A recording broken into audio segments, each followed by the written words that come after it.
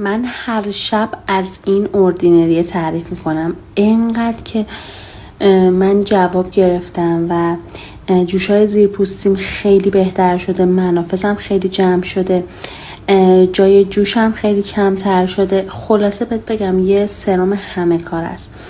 از اینکه 1% داره و نیاسینامید 10% که میدونی نیاسینامید معجزه میکنه قشنگا. اینم حالا اصلا کلا میدونی که اردینری یه برند کاناداییه، ولی خب اصالتش رو براتون هایلایت کردم، دوباره میذارم که حالا بدونی که چجوری باید متوجه بشین اصلیه یا نه.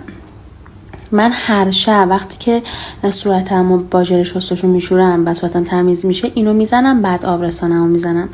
واقعا معجزه میکنه. اگر که جای جوش داری، منافذت بازه، لک صورت داری و میخوای سریع درمان بشه، قطعا کلا اصلا از پوست راضی نیست.